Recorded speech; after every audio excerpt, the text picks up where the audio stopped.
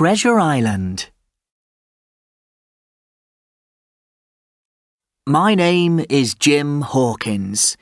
When I was a boy, my father had a small hotel in England, near the sea. One day, an old sailor arrived at the hotel. He said his name was Billy Bones. He went to the beach every day, and he looked out at the sea. Billy had a wooden box in his room. Nobody knew what was inside it. After a few months, Billy Bones became very ill. When I visited Billy, he pointed at his wooden box. "There is treasure in that box," he said. "If you help me, I will share the treasure with you." But that night, Billy Bones died. I was very sad. I decided to open the wooden box. Inside, I found some papers wrapped in a cloth. I took the papers to Dr. Livesey's house. Dr. Livesey was having dinner with the squire. They unwrapped the papers and looked at them carefully. This is a list of treasure and a map," said the squire. "The treasure is on an island. We must get a ship and go to find it." So the squire found a ship. He also met a ship's cook called Long John Silver, who only had one leg. Long John Silver told me wonderful stories about the sea and about his adventures. I liked talking to him, but I didn't like his pet parrot. It was always shouting. Soon, we were ready to leave. I said goodbye to my parents, and we sailed away to look for treasure.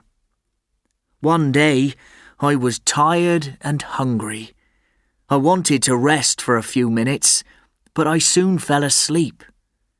When I woke up, I heard men talking. They didn't see me. One of the men was Long John Silver.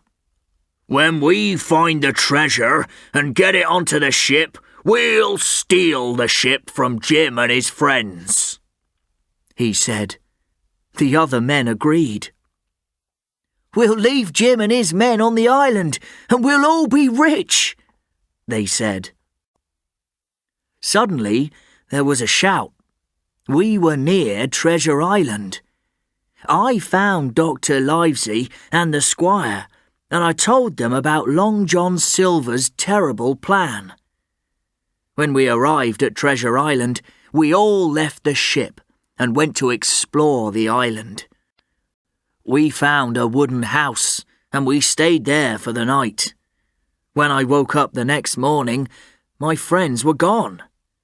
I was very scared, but when the other men left the house, Long John Silver told me his new plan. "I'm not going to steal the ship or the treasure," he said.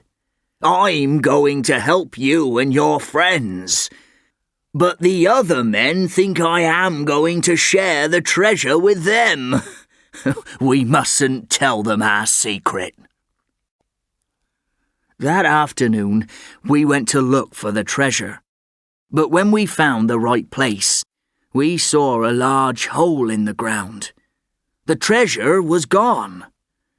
The men were very angry with Long John Silver. "You tricked us," they said. But then my friends jumped out from behind the trees. "The treasure is safe," said Dr. Livesey. "We found it last night. We're taking it back to England, and Long John Silver is going to come with us. The rest of you must stay here on Treasure Island." I was glad to sail away from Treasure Island. We stopped in South America, and Long John Silver ran away. He took some of the treasure with him, and we never saw him again. When we arrived home, We shared the treasure and lived happily. But sometimes, in my dreams, I still hear Long John Silver's parrot shouting.